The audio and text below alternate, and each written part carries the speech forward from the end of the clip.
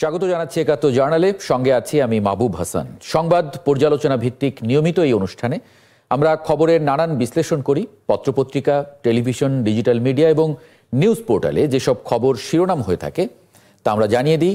সেই খবরের সঙ্গে যুক্ত মানুষদেরকে আমরা সংযুক্ত করি আমাদের আলোচনার টেবিলে। আমাদের স্টুডিও এবং অনলাইনে সংযুক্ত থাকা অতিথিরা সেসব খবরের গভীরে ঢোকেন। আজ আমার সঙ্গে আছেন সিনিয়র সাংবাদিক শামসুল আলম লিটন। আপনাকে স্বাগত জানাচ্ছি একাত্তর জার্নালে। ধন্যবাদ আমাকে আমন্ত্রণের জন্য। দর্শক, বিভিন্ন সময়ে খবর পর্যালোচনায় আরও অতিথি পর্যায়ক্রমে আমার সঙ্গে যুক্ত হবেন, তখন তাদেরকে আমরা পরিচয় করিয়ে দেব। চলুন শুরুতেই কয়েকটি অনলাইন নিউজ পোর্টালের খবরের শিরোনাম দেখে। তার মধ্যে বিশেষ করে সালাউদ্দিন আহমদের একটি বক্তব্য, আজকে তিনি ঐক্যের কথা বলেছেন। বিশেষ করে আমি যদি খবরটা একটু পড়ি, আসন্ন জাতীয় নির্বাচনকে সামনে রেখে বিএনপি ফ্যাসিবাদ বিরোধী সব রাজনৈতিক দল নিয়ে বৃহৎ জোট গঠন করবে বলে জানিয়েছেন দলটির স্থায়ী কমিটির সদস্য সালাউদ্দিন আহমদ। তিনি বলেছেন, ফ্যাসিবাদ বিরোধী ঐক্য অটুট রাখতে চায় বিএনপি। আন্দোলনের ধারাবাহিকতা রক্ষা করে ফ্যাসিবাদ বিরোধী সব শক্তিকে নিয়ে গঠন করা হবে বৃহত্তর রাজনৈতিক জোট। ফ্যাসিবাদ বিরোধী সব শক্তিকে নিয়ে গঠন করা হবে। এই নির্বাচন যতই সামনে আসছে, নানান তো আমরা দেখি রাজনৈতিক নির্বাচন কেন্দ্রিক এক ধরনের জোট বা এখন নানান ধরনের আলাপ আলোচনা জোটের বিষয়ে। সেখানে সালাউদ্দিন আহমদের এই বক্তব্যটাকে আমরা আসলে কিভাবে বিশ্লেষণ করতে পারি, ডিকোড করতে পারি? ধন্যবাদ মাহবুব। আমার মনে হয় যে আমাদের বাংলাদেশের রাজনীতিতে সবচেয়ে বেশি আলোচিত শব্দগুলোর মধ্যে জাতীয় ঐক্য হচ্ছে একটি, এবং সকল রাজনৈতিক দলের গঠনতন্ত্রেও তার একটা অস্তিত্ব পাওয়া যাবে যে জাতীয় ঐক্য এবং সংহতির মধ্য দিয়ে গণতন্ত্রকে এগিয়ে নেওয়ার প্রত্যয়। কিন্তু 90-এর গণঅভ্যুত্থানের পর এই পর্যন্ত, বিশেষ করে গত 15 বছরে জাতীয় ঐক্যের যে ব্যাপক ক্ষতি সাধিত হয়েছে, তার মধ্যে বড় যে সবচেয়ে ক্ষতি হলো সেটি হচ্ছে যে বিরোধী দল তারা সকলে 50-এর বেশি রাজনৈতিক দল আন্দোলন সংগ্রাম করেছে, অনেক দাবি করেছে অন্তর্বর্তীকালীন সরকার এবং অন্যান্য, কিন্তু তারা কখনো আওয়ামী লীগকে নিষিদ্ধ করার কথা কিন্তু কোনো দাবিতেই ছিল না। কারণ এখানে হচ্ছে জাতীয় ঐক্যের ব্যাপার, অর্থাৎ আমরা নিজ নিজ জায়গায় থেকে আমরা গণতান্ত্রিক প্রক্রিয়ার মধ্য দিয়ে যে ক্ষমতা, জনগণ যাকে ক্ষমতার জন্য নির্বাচিত করে, তো এই ঐক্যের ব্যাপারে অনেকের অনেক ধরনের সংশয় ছিল। গণতন্ত্র তো আসলে এক ধরনের ডিবেট এবং নয়েজের ব্যাপার, এবং সমঝোতামূলক আলোচনা এবং বৈঠক আমাদের কম হয় বলে আমরা জাতীয় ঐক্যের যে প্রেজেন্টেশন অ্যান্ড ডেমনস্ট্রেশনটা দেখি না অথবা বুঝতে পারি না। কিন্তু এই যে রাজনৈতিকভাবে বিভিন্ন দল জাতীয় ঐক্যের কথা বলে, করার চেষ্টা করে, অথবা ক্ষমতায় থাকলেও পার্লামেন্টকে সচল রাখার চেষ্টা করে যতটুকু সম্ভব। 15-20 বছর 30 বছরে কোনো দেশের সংসদ দাঁড়িয়েছে এটা কিন্তু ব্যাপার নয়, এরকম কোনো উদাহরণ পাওয়া যাবে না। সেই প্রত্যয়টা ছিল, কিন্তু জাতীয় ঐক্য তারা নির্বাচন চেয়েছে, তারা তো অন্তর্বর্তীকালীন তত্ত্বাবধায়ক সরকার চেয়েছে, কিন্তু আওয়ামী লীগের নিষিদ্ধ কিন্তু চায়নি। কিন্তু দুঃখজনক হলো গত জুলাইতে যে ঘটনা ঘটেছে, আমাদের দীর্ঘদিনের একটা বড় ক্ষত তৈরি হয়েছে, এবং যেটা কোনোদিন তারা চায়নি সেই দলটি নিজেই গণহত্যার মধ্য দিয়ে নিজেরা নিজেদেরকে প্রত্যাহার করে নিয়েছে দেশ থেকে, অথবা পালিয়ে গেছে। কথাটি আমি বলতে চাই না, এটা যতটুকু বাস্তব তার চেয়ে বেশি রূঢ়, যে এই পালিয়ে যাওয়ার তো আমরা চাই না, বাংলাদেশের কোনো মানুষই কোনোদিনই চায়নি। তো সেই জন্য জাতীয় ঐক্যের যে ক্ষতি হয়েছে, ভবিষ্যতে যাতে আর ক্ষতি না হয় সেই প্রত্যয়টার মধ্যে থাকুক এবং রিকনসিলিয়েশনের মধ্যে দিয়ে এটা এগিয়ে যাক। এবং এই প্রত্যয়টি আমাদের এই বক্তব্যটার স্পিরিটটা এরকমই আর কি, এইরকমই। এবং এখানে কিন্তু দ্বন্দ্ব কিন্তু থাকবে, কিন্তু দ্বন্দ্বটি আমরা কিন্তু বুঝতে পারি না, যেহেতু আমাদের রেজিলিয়েন্স যে ক্যাপাসিটি, বোঝার ক্যাপাসিটি, আলোচনা এবং সমঝোতার যে ক্যাপাসিটি, এই জায়গাগুলোতে কিছু গ্যাপ আছে। সেই কারণে আমরা একটু বক্তব্যের সঙ্গে আরেকটু বক্তব্য একটু কাছাকাছি হলেই অথবা একটু দূরবর্তী হলে আমরা মনে করি ঐক্য বুঝি ভেঙে গেল। জাতীয় ঐক্যের ব্যাপারটা এটা কোনো ডিমের মতো না, এটা অনেক বড় একটা সেন্টিমেন্টের ব্যাপার। এক্স্যাক্টলি।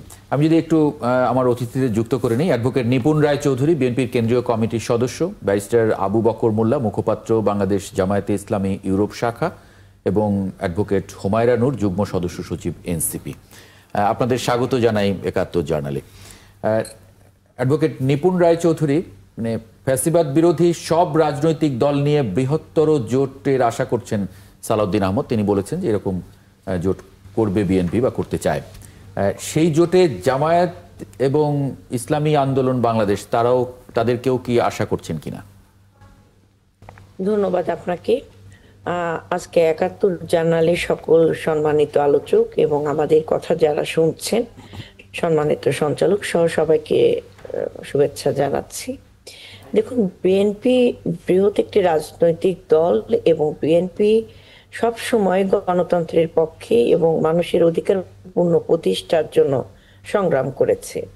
দলের ভারপ্রাপ্ত চেয়ারম্যান জনাব তারেক রহমান তিনি আরো অনেক আগে ফ্যাসিবাদের বিরুদ্ধে যখন আমরা আন্দোলনের মাঠে যখন তার বক্তব্য সরাসরি মানে ইলেকট্রনিক্স মিডিয়াতে আওয়ামী মানে ফ্যাসিস্ট সরকার দ্বারা সম্প্রচার করা হতো না, ঠিক তখনও কিন্তু দেশনায়ক জনাব তারেক রহমান তিনি বলতেন যে আমরা যারা এই আন্দোলনে আছি, যারা ফ্যাসিবাদ বিরোধী আন্দোলনে আছি, আমরা সকলে মিলে একটি জাতীয় সরকার গঠন করব। এবং সেটাই হচ্ছে ঐক্যের আহ্বান। এই ঐক্যর মাধ্যমেই বিএনপি কিন্তু তার গণতান্ত্রিক ধারাকে অব্যাহত রেখেছেন। যেমন বহুদলীয় গণতন্ত্র বিএনপির হাত দিয়ে প্রতিষ্ঠা হয়েছে এবং সেখানে সকল দলের মানুষ এখানে এক ছাতার তলে এসে তারা তাদের গণতান্ত্রিক চিন্তা ভাবনা এবং মতামত প্রকাশ করতে পেরেছে। আমাদের আহ্বান থাকবে প্রত্যেকটি গণতান্ত্রিক রাজনৈতিক দলের প্রতি এবং ফ্যাসিবাদ বিরোধী আন্দোলনে যারা শরিক হয়েছিলেন, ভিন্ন মত পথের মানুষ সবাই আমরা একটা পতাকা তলে আসব, সেটা হচ্ছে জাতি এবং বাংলাদেশটাকে রক্ষা, স্বাধীনতা সার্বভৌমত্ব রক্ষার পতাকা তলে। ওই জাতীয় ঐক্যটাই হচ্ছে আমাদের কাছে সবচেয়ে বড় অর্জন হবে দেশের জন্য, দেশের জনগণের জন্য। সেই জায়গা থেকে বিএনপি যেহেতু একটি বৃহৎ রাজনৈতিক দল এবং বিএনপির বর্তমান প্রেক্ষাপট এবং পুরনো অভিজ্ঞতার আলোকে আগামীর বাংলাদেশ নিরাপদ করার জন্য সবাইকে যে আহ্বান জানিয়েছে, আমি প্রত্যাশা করি সকল দল মতের মানুষ এই আহ্বানের প্রতি সম্মান প্রদর্শন করবে। এবং কেউ কিন্তু জাতীয় নির্বাচনে তো এখানে আসন ভাগাভাগির ব্যাপার থাকে, মানে এখানে তো আসন ভাগাভাগির ব্যাপার থাকে, মানে সেই জায়গায় বিএনপি আসলে প্রস্তুত আছে কিনা তার, বিশেষ করে যদি জামায়াতকে আহ্বান জানানো হয়, জামায়াত নিজেরাই এখন 300 আসনে বা 200 আসনে তার শরিকদের আরো 100 আসনে ছেড়ে দেয়, এরকম তারা করছে। সেই জায়গায় বিএনপি কি ওই অবস্থানে প্রস্তুত আছে এরকম মানে জোটে আহ্বান রাখার, বা জামাতকেও? দেখুন, আমরা তো একটা বৃহৎ জোট গঠন করবো, সেটা হচ্ছে ফ্যাসিবাদ বিরোধী জোট, ঠিক আছে, যেখানে সকল ভিন্ন মত থাকতে পারে, ভিন্ন পথ থাকতে পারে, ভিন্ন আদর্শ থাকতে পারে। এটা নির্বাচনী জোট নয়, এটা না, এটা মানে নির্বাচনে জোট নয়, কিন্তু দেশের রক্ষার্থে গণতন্ত্রের ধারাকে ত্বরান্বিত করার জন্য, মানে নির্বাচন একটা সুষ্ঠু নির্বাচনের স্বার্থে দলগুলোর মধ্যে এক ধরনের জোট, ঐক্য, মানে যেটাই আমরা বলি, কিন্তু এটা নির্বাচনী জোট নয়। আমি মানে এরকমটা কিনা না, এটা নির্বাচনী জোট কিনা সেটা তো ভবিষ্যতে নির্বাচনী জোট হবে কিনা কিংবা বিএনপি এককভাবে করবে কিনা, এটা দলের সর্বোচ্চ ফোরাম থেকে এটা সিদ্ধান্ত গ্রহণ করা হবে।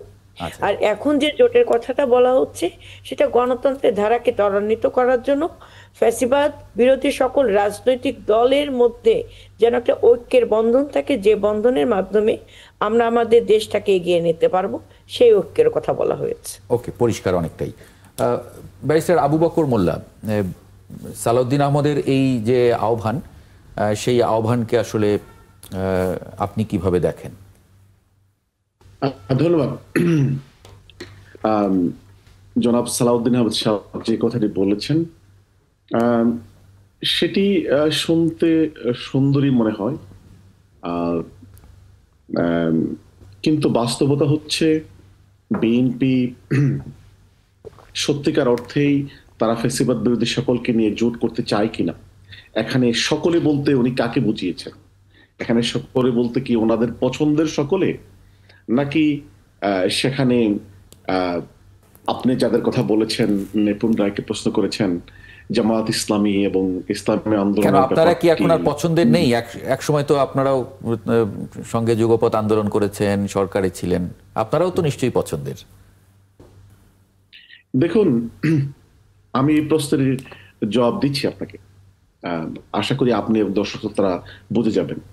আপনি জানেন যে এই বিপ্লবের পরে, 5ই আগস্টের বিপ্লবের পরে যখন সরকারটি গঠিত হয়, তখন কিন্তু আপনি নাহিদ, যে এনসিপির নাহিদের বক্তব্য শোনেন, সে কিন্তু এই কথাটি স্পষ্ট করে বলেছিল যে একটি ন্যাশনাল ইউনিটি গভর্নমেন্টের কথা কিন্তু এই প্রস্তাবটিতে এসেছিল। সেখানে বিরোধিতা করেছিল বিএনপি। বিএনপি জাতীয় সরকারের বিরোধিতা তখন করেছে। কেন করেছে তারা? তখন যদি জাতীয় সরকার হতো, তাহলে আজকে যে বিএনপি কথাটি বলছে, তাহলে আপনি আমি প্রশ্ন তুলতে পারতাম না যে এটি নির্বাচনের খাতিরে বলা হচ্ছে, অথবা শুধু বলার জন্য বলা হচ্ছে। এটির সাথে সার্বত্তা নেই, এটির মাঝে কোনো সিনসিয়ারিটি নেই, আন্তরিকতা নেই, এটি শুধুমাত্র একটি রাজনৈতিক রিটরিক। যদি বিএনপি আগে এই কাজটি করত, 5ই আগস্টের বিপ্লবের পরে, যেখানে মানে ফেসিবাদ বিরোধী বিএনপি, জামাত, আন্দোলন, হেফাজত, এনসিপির যে মানে নেতৃবৃন্দ সকলকে নিয়ে, ছাত্র জনতা সকলকে নিয়ে একটি ঐক্যমত্য সরকার হতে পারত, একটি উদাহরণ হতে পারত, জাতীয় ঐক্য প্রতিষ্ঠিত হতে পারত। জামাত কি সেই প্রস্তাব দিয়েছিল? দেখুন, জামাত প্রথম কথা হচ্ছে যে নাহিদ কিন্তু বলে নাই যে জামাত বিরোধিতা করেছে। ওকে, জামাত কখনোই জাতীয় ঐক্যের বিরোধী নয়। এখানে নাহিদের বক্তব্য হচ্ছে স্পষ্ট করে বিএনপি এটির বিরোধিতা করেছে। এবং আমার যে পার্সোনাল ক্যাপাসিটিতে আমি যতটুকু জানি, এগুলো পার্সোনাল ক্যাপাসিটি তো বলা উচিত নয়, যে বিএনপি এই প্রক্রিয়াটির বিরোধিতা করেছে। তারা মনে করেছে তাদের সকলকে মিলে জাতীয় ঐক্য করলে তাদের স্বার্থের জন্য এটি ক্ষতিকর হবে। এখন বাংলাদেশের পরিবর্তিত রাজনৈতিক পরিস্থিতিতে জামাত ইসলামী একটি বৃহৎ জোটের দিকে এগিয়ে যাচ্ছে। এবং আপনি জানেন, রিসেন্ট জনমত জরিপে জামাতের পপুলারিটি, বিএনপির পপুলারিটি ইজ নেক টু নেক। সুতরাং এই মুহূর্তে বিএনপির এই কথাটি বলা, আমি মনে করি না এর মাঝে আন্তরিকতা রয়েছে, সার্বত্তা রয়েছে, বাস্তবতা রয়েছে। It is nothing but a political rhetoric. Advocate Humaira Noor, মানে এই আহ্বানকে আপনি আসলে কিভাবে দেখেন? আপনারা ফ্যাসিবাদ বিরোধী যে ঐক্য, সেই ঐক্যের অন্যতম বড় একটি হিস্সা। ধন্যবাদ আপনাকে, ধন্যবাদ আমার সহ আলোচককে এবং আজকে আমাদের যারা দেখছেন সবাইকে সালাম এবং শুভেচ্ছা জানিয়ে শুরু করছি। দেখেন, যে ঐক্যের কথাটা বলা হচ্ছে, সেই ঐক্যের জায়গায় আমরা কাদের সাথে ঐক্যে যাব? আমাদেরকে ঐক্যের যাবার প্রস্তাব তো বড় রাজনৈতিক দল কম বেশি সবাই এই আলোচনায় এসছিলেন। তো আমরা আসলে কার সাথে ঐক্যে যাব সেইটা যেমন আমরা স্পষ্ট করেছি যে যারা এই জুলাই সনদ বাস্তবায়নের ক্ষেত্রে সততার সাথে ভূমিকা রাখবে এবং আমাদের যে রাজনৈতিক মতবাদ সেটার সাথে যারা মোর অ্যালাইন্ড এবং এই জুলাইয়ের স্পিরিট যারা মোর ধারণ করবে, আমরা তাদের সাথে নির্বাচনের খাতিরে, রাজনীতি করার জন্য না, আমি আবারও স্পষ্ট করতে চাই, রাজনীতি ক্ষেত্রে না, শুধু নির্বাচন করার ক্ষেত্রে জোটে যাওয়ার একটা আলাপ হয়তো আছে। এখনো সেটা স্পষ্ট না যে কোন রাজনৈতিক দলের সাথে সেই আলাপটা আসলে কতটুকু ফলপ্রসূ হবে। তো জনাব সালাউদ্দিন আহমেদ যেই কথাটা আজকে বলেছেন যে উনারা সবাই যারা স্বৈরাচার বিরোধী যারা আছেন শক্তি, যারা তাদের সাথে উনারা জোট করতে আগ্রহী, উনার এই কথার সাথে উনাদের যেই কাজ সেইটাও অ্যালাইন্ড হওয়া জরুরি।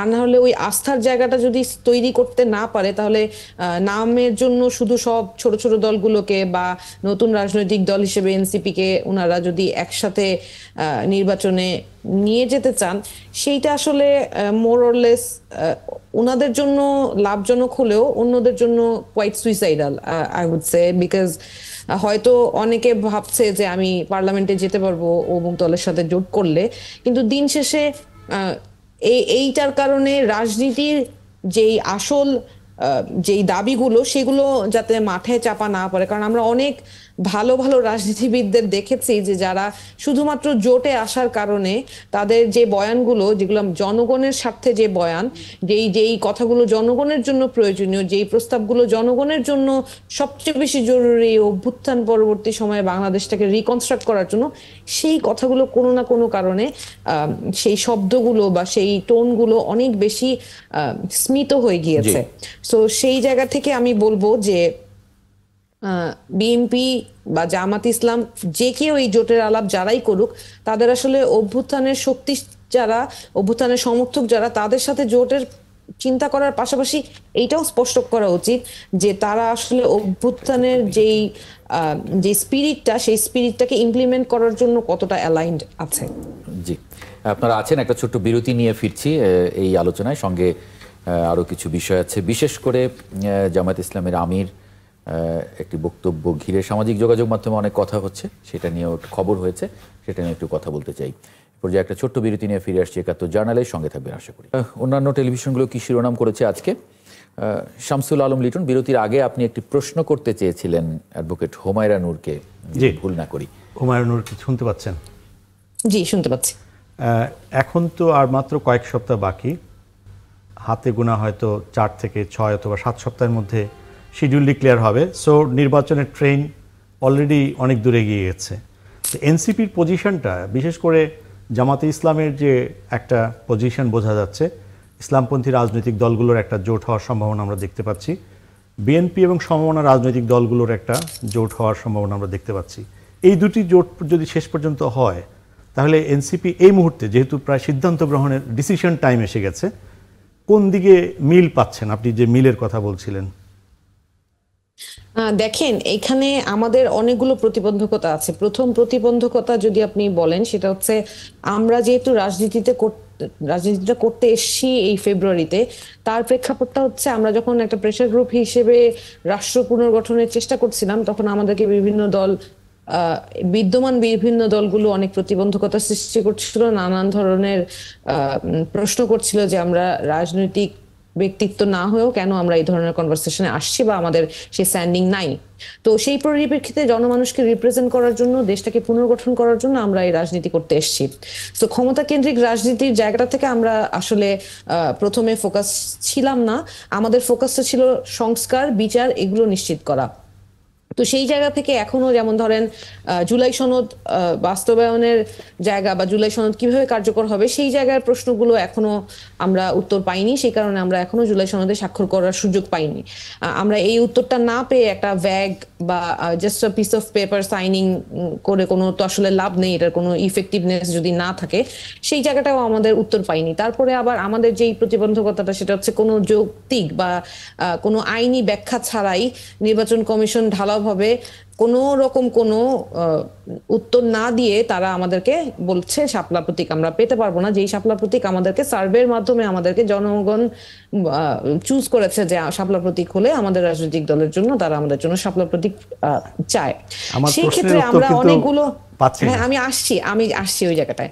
সো এই জায়গাটা দেখেন, নির্বাচন কমিশনের যে অবস্থানটা, সেইটার জায়গা থেকে একটা জিনিস আমি উল্লেখ করতে চাই। দেখেন, ওনারা যেই কথাটা আজকে বলেছেন যে লিস্টে নাই প্রতীক, আমরা এই প্রতীকের লিস্টটা তো রিসেন্টলি 150টা প্রতীক পাবলিশ হয়েছে। তার আগে আমরা নিবন্ধনের সময় ওনাদের সাথে আলোচনা করে জিজ্ঞেস করেছি যে এটা আমাদের দিতে কোনো অসুবিধা আছে কিনা। ওনারা বলেছেন না, অসুবিধা নাই, এবং প্রতীকের লিস্টে ছিল। কার ইন্ধনে এই প্রতীকটা লিস্ট থেকে বাদ গেল বা এখন এই উত্তরটা আসছে যে লিস্টে নাই। আবার একই সাথে আমরা বিভিন্ন রকম মানে আইনি যুক্তি এবং ব্যাখ্যা দেওয়ার পরেও আমাদেরকে কোনো প্রতি উত্তর দেওয়া হচ্ছে না, কেন পাবো না, যৌক্তিক কোনো ব্যাখ্যা আমরা পাচ্ছি না। আপনি দেখেন 97-98-তে কাদের সিদ্দিকী সাহেবকে গামছা যে প্রতীকটা দেওয়া হয়েছিল, সেটাও কিন্তু লিস্টে ছিল না, কিন্তু পরবর্তীতে ওনাকে এই প্রতীকটা অ্যালট করা হয় লিস্টে ইনক্লুড করে। সেই ক্ষেত্রে আমরা কেন বঞ্চিত হচ্ছি, সেই উত্তরও নাই। এখন এতগুলো প্রশ্নের জায়গা খালি রেখে আমরা নির্বাচনের বিষয়ে সিদ্ধান্ত নেয়ার যেই জায়গাটা, সেইটা একটু অস্পষ্ট এখনো আছে। আমরা একটা জায়গায় আমরা মোটামুটি নিজেদের মধ্যে একমত হতে পেরেছি যে জুলাই সনদ বাস্তবায়নের একটা রূপরেখা এবং এইটার কতদিনের মধ্যে কার্যকর হবে, কিভাবে হবে, সেইটা যদি আমরা অ্যাসিওর্ড হই, তখন আমরা আমাদের সিদ্ধান্তটা নিব। এবং এইটা আমরা যেহেতু সবসময় আমাদের দলের আমরা গণতান্ত্রিক প্রক্রিয়াটাকে সবচেয়ে বেশি বিশ্বাস করি, সেই জন্য আমরা দলের সাধারণ সভা করি এবং সাধারণ সভায় যা প্রস্তাবনা, এখন এই সাধারণ সভার প্রস্তাবনা এটাও থাকতে পারে যে বিএনপির সাথে জোট করব, বিএনপি সমমনা দলের সাথে জোট করব, নাকি জামাতের সাথে জোট করব, নাকি জোটই করব না। এই আলোচনাটা সাধারণ সভা হবে এবং সাধারণ সভা সবার সিদ্ধান্ত অনুযায়ী সংখ্যাগরিষ্ঠতার ভিত্তিতে বা মোর লজিক্যাল যেইটা হবে সেটার ভিত্তিতে সিদ্ধান্তটা হবে। এই সিদ্ধান্তটা আসলে এখনো আসে নাই। আমি একটা উদাহরণ দিয়ে যদি বলতে চাই, বয়কটের সম্ভাবনা আছে কিনা? বয়কটের হ্যাঁ, সম্ভাবনা? এইটা যেমন সাজিদ আলম আজকে বলেছে, এই জিনিসটা দেখেন, আপনি যদি প্রথম থেকেই আমার জন্য একটা প্রতিবন্ধকতা সৃষ্টি করার জন্য কেউ চাপ প্রয়োগ করে থাকে নির্বাচন কমিশনকে, যেখানে নির্বাচন কমিশনের আচরণটা একেবারেই নিরপেক্ষ না, এটা একেবারেই স্পষ্ট, যেই নির্বাচন কমিশনের সংস্কার করাটা খুবই জরুরি ছিল, যেই প্রশাসনের সংস্কার করাটা খুবই জরুরি ছিল, যারা আসলে নির্বাচন আয়োজনে কাজ করবেন সেই পুলিশ প্রশাসন, আইন শৃঙ্খলা বাহিনীর সংস্কারের প্রয়োজনীয়তা ছিল, সেটা কোনো কিছুই না হয়ে সেই কোনো জায়গায় ফোকাস না করে যেই তড়িঘড়ি করে যে নির্বাচন আয়োজন হচ্ছে, সেই নির্বাচনটা আসলে এই পরিস্থিতিতে কতটা স্বচ্ছ হবে, কতটা লেভেল প্লেইং ফিল্ড এনশিওরড হবে, সেই জায়গাটা আস্থা কিন্তু এখনো নাই। সুতরাং আমরা নির্বাচনে যাওয়ার পরিবেশটা কি আদৌ আছে কিনা সেটাও একটা সিদ্ধান্তের ব্যাপার। আমি এই পর্যায়ে আরেকটি বিষয় যেটি বলছিলাম ওটা নিয়ে একটু আলোচনা করতে চাই। খুবই গুরুত্বপূর্ণ, সামাজিক যোগাযোগ মাধ্যম আজকে প্রায় এটা নিয়ে সবাই কথা বলছেন, পক্ষে বিপক্ষে নানান ধরনের মত আসছে। নারীর কর্মঘণ্টা কমানোর প্রতিশ্রুতি জামায়াত আমিরের, ফেসবুকে প্রতিক্রিয়া, এরকম একটা খবর হয়েছে। জামায়াতে ইসলামী ক্ষমতায় গেলে পেশাজীবী মায়েদের কাজের সময় ৮ ঘন্টা থেকে কমিয়ে ৫ ঘন্টা করার যে প্রতিশ্রুতি দলটির আমির শফিকুর রহমান দিয়েছেন তা নিয়ে সোশ্যাল মিডিয়ায় চলছে নানামুখী আলোচনা।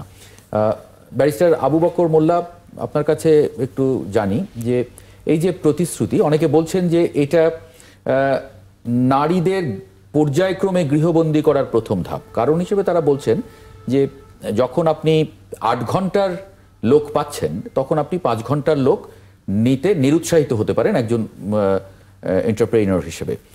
সেই জায়গায় নারীর সুযোগ কমে যাওয়ার একটা বড় ধরনের আশঙ্কা করছেন তারা। আপনারা এটা এভাবে ভেবেছেন কিনা? ধন্যবাদ।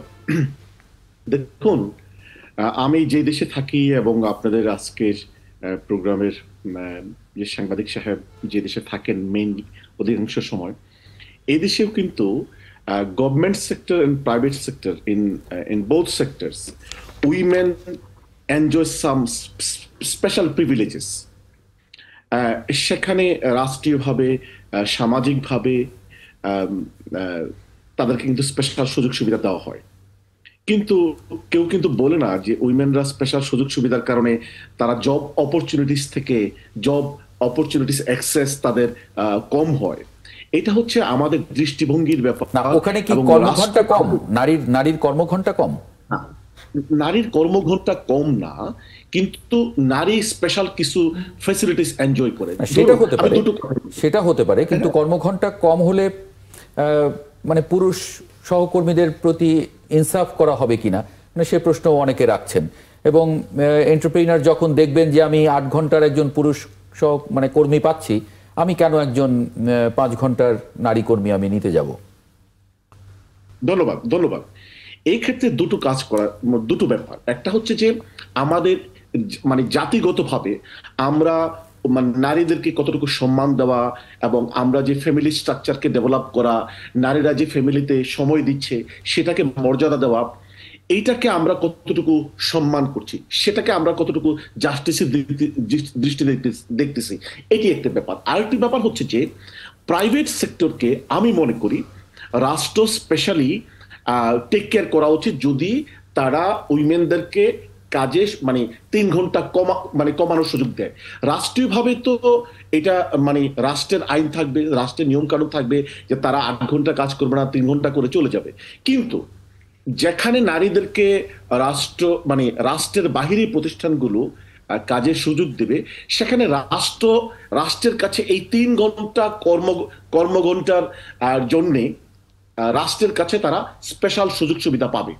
অর্থাৎ আমি বলছি এই 3 ঘন্টা কাজ করার জন্য একটা নারীকে যে পে করতে হইতো, এই পেমেন্টটার জন্য রাষ্ট্র শুড বি লায়াবল, রাষ্ট্র should take care private entrepreneurs. কারণ না হয় আপনি যে কথাটি বলেছেন সেটা লজিক্যাল, যে তারা তো চিন্তা করবে যে উইমেনদেরকে আমি কেন নেব। কিন্তু আমি যে কথাটি প্রথমে বলেছিলাম যে নারীদেরকে আপনি সম্মান জানানো, নারীদের উপর পুরুষদের সমান কাজ যদি এটা এক্সপেক্ট করা হয়, সেটা যদি চাপিয়ে দেওয়া হয়। আচ্ছা ধরুন প্রাইভেট প্রতিষ্ঠানগুলো বাংলাদেশে অনেকে, এবং লন্ডনেও, ওয়েস্টার্ন ওয়ার্ল্ডেও, সেখানে কি 8 ঘন্টা কাজ করে সকলে? অধিকাংশ জায়গায় বেশি কাজ করে, 10 ঘন্টা, 12 ঘন্টা, 15 ঘন্টা। কিন্তু আমার কথা হলো একজন নারীর জন্য যিনি ফ্যামিলি সামলায়, যার বাচ্চা কাচ্চা আছে, ইয়াং ফ্যামিলি, তারা কি এই 10-12 ঘন্টা কাজ করার মতো সুযোগ তাদের রয়েছে? না, যেই কারণে আমরা এটা কিন্তু আমরা বলতে পারি না। এখন কিন্তু পুরুষরাও মানে অনেক মানে ঘরের কাজ করেন এবং এই দায়িত্বগুলো নেন। দুজন নারী আছেন, এটা কিন্তু আমি ইচ্ছা করে এইভাবে সাজাইনি, মানে এটা আগে একটু বলে নেই। তাদের মতামত একটু জানি। অ্যাডভোকেট নিপুণ, সময় কম, আমাকে হয়তো আপনি সময় কম দিবেন, আমাকে মানে কথাটা ঠিক আছে, আপনি বলেন তারপরে। মানে এই অভিযোগটা আমি নিতে চাই না আসলে, যে আপনাকে সময় কম দিয়েছি। এই কোনো অভিযোগ নেওয়ার সময় নেই, আমার সুযোগ নেই। দেখুন, জামাত আমিরের স্ত্রী, উনি একজন ডাক্তার, উনি প্র্যাকটিসিং ডাক্তার, এবং জামাত আমিরের যে মেয়েগুলো, দুটো মেয়ে রয়েছেন, ওনারা প্র্যাকটিসিং ডক্টরস। জামাত নায়েবে আমিরের মেয়েরা এবং জামাত নায়েবে আমিরের স্ত্রী, তারা প্র্যাকটিসিং ডাক্তার, প্রফেশনাল। তো এখন দেখেন, জামাত কিন্তু বিশ্বাস করে না যে তাদের মেয়েদেরকে, তাদের স্ত্রীদেরকে বাসায় বন্দি রাখতে হবে। এই ফিলোসফি, এই অ্যাটিটিউড কিন্তু জামাতের নাই। জামাত কিন্তু উইমেন এম্পাওয়ারমেন্টে বিশ্বাস করে, উইমেন এডুকেশনে বিশ্বাস করে। বরং আমরা যেই কারণে নারীদের কর্মঘণ্টা 5 ঘন্টা করতে চাচ্ছি, তারা 8 ঘন্টার বেতন পাবে পুরুষের সমান, তাদের প্রমোশন হবে, তারা সমান মর্যাদা ভোগ করবে অফিসে। কিন্তু আমরা তাদের, যেহেতু ফ্যামিলিতে তাদের কন্ট্রিবিউশনটা বেশি, সেই কারণে আমরা তাদেরকে 3 ঘন্টা কম কাজ করে তারা 8 ঘন্টার বেতন পাওয়ার সুযোগ দিচ্ছি, এমপ্লয়মেন্টে থাকার সুযোগ রাখার প্রস্তাব করছি। এখন রাষ্ট্র এটাকে কিভাবে বাস্তবায়িত করবে এটা নিয়ে কথা হতে পারে, বাট আমরা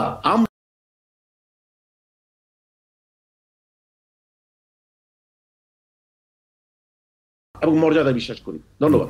অ্যাডভোকেট নিপুণ রায়চৌধুরী। ধন্যবাদ আপনাকে।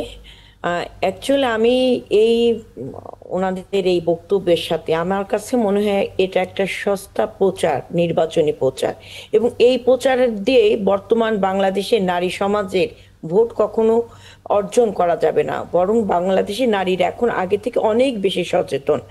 এখন আপনি বলছেন যে 8 ঘন্টার কাজ কমিয়ে 5 ঘন্টা আনবেন এবং সেই 8 ঘন্টার সমান স্যালারি আপনি মানে দিবেন। আমরা কি টাকার জন্য কাজ করি? আমরা আমাদের নিজেদের সত্তা প্রতিষ্ঠা করার জন্য আমরা কাজ করতে চাই। আমরা আমাদের অভিজ্ঞতা দিয়ে, আমাদের যোগ্যতা দিয়ে আমরা প্রমাণ করব যে আমাদের পুরুষ এবং নারীরা আমরা সমানভাবে কাজ করার সক্ষমতা অর্জন করতে পারি। আজকে বাংলাদেশে যেখানে দুইটা নারী প্রধানমন্ত্রী দেশ পরিচালনা করেছেন সাবেক, সেই দেশে নতুন করে নারীদের ক্ষমতায়নের ব্যাপারে যদি এই ধরনের অবজ্ঞাপূর্ণ কথাবার্তা বলে কোনো রাজনৈতিক দল, সস্তা প্রচারণা চালায়, সেটা তাদের হীনমন মানসিকতার পরিচয় হতে পারে।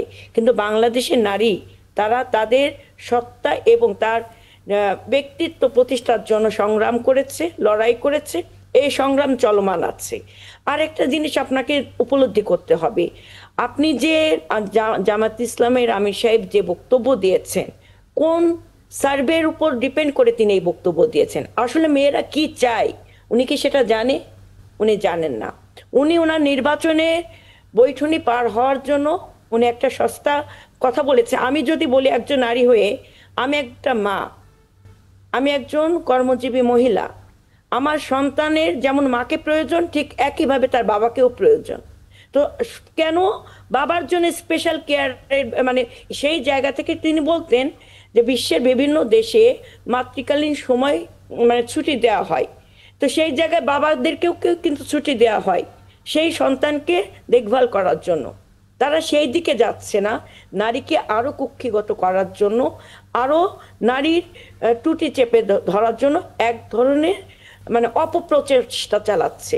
এই সকল অপপ্রচেষ্টা করে কখনো কারোর কণ্ঠস্বর রোধ করা যাবে না। আমি মনে করি এই বক্তব্য কিংবা এই সস্তা প্রচার বাংলাদেশের আপামর নারী সমাজ প্রত্যাখ্যান করেছেন এবং তিরস্কার করেছেন। কারণ আমরা নারীরা যদি শক্তিরূপা হয়ে তৈরি হতে পারি, আমরা পাল্টে দিতে পারি বিশ্বকে, আমরা সেটা ভূমিকা রাখতে পারি। আমাদের নারীদের ভূমিকার কারণে আজকে কিন্তু ফ্যাসিবাদ মুক্ত বাংলাদেশ আমরা গড়তে পেরেছি। সেই ফ্যাসিবাদ মুক্ত বাংলাদেশ করতে যে প্রথম সারি নারী যোদ্ধা কিন্তু আমরা ছিলাম। তো সেই জায়গায় নারীদেরকে তুচ্ছ তাচ্ছিল্য করে জামাত ইসলামের এই সস্তা প্রচারে বাংলাদেশের কোন নারীর ভোট তো দূরে থাকুক, কোন পুরুষের ভোটও তারা অর্জন করতে পারবে না। ধন্যবাদ সবাইকে। অ্যাডভোকেট হুমায়রা নূর, মানে আপনি কিভাবে দেখেন? দেখেন, নিপুণ আপা যেটা বললেন বা ভাই যেটা বললেন সেইটা আমি যদি একটু সামারি করি, একজন বলতে চাচ্ছেন যে নারীদেরকে যারা সুবিধা দিয়ে কর্মক্ষেত্রে প্রবেশ করানোর চেষ্টা করার উদ্যোগ হিসেবে জামাত এই বক্তব্য দিয়েছে, আর নিপুণ আপা যেটা বললেন এটা ওনাদের রাজনৈতিক কৌশল ভোট পাওয়ার ক্ষেত্রে। আমি দুইজনের বক্তব্য আমি কোনো রিবার্ট করতে যাব না। আমার বক্তব্য হচ্ছে, মানে আপনারা প্রোগ্রেসিভ কিছু চিন্তা না করে যেই প্রস্তাবটা আজকে ডক্টর শফিকুর রহমান সাহেব দিয়েছেন, আমি একজন নারী হিসেবে আমার কাছে মনে হয়েছে, আমি রাজনীতিবিদ হিসেবে বলছি না, আমি আবারও বলছি, আমি একজন নারী হিসেবে আমি বলছি যে আমি যখন কাজ করতে গিয়েছি আমার কি প্রতিবন্ধকতা আমি ফেস করেছি, এই জিনিসটা একটু জরিপ করাটা খুবই জরুরি ছিল। আমি একদম ব্যক্তিগত অভিজ্ঞতা থেকে বলছি, আমি যখন ইন্টারভিউ দিতে যাই কোনো কাজের ক্ষেত্রে কোনো প্রতিষ্ঠানে, এটা আমার ল ফার্মে না যেখানে আমি কাজ করছি সেখানে না, যখন আমি একটা কর্পোরেট এন্টিটিতে আমি যখন কাজের জন্য ইন্টারভিউ দিতে চাই, প্রথম প্রশ্ন দ্বিতীয় প্রশ্নের পরে কোনো না কোনো জায়গায় টেকনিক্যালি এই প্রশ্নটা করা হয় যে what is my family planning.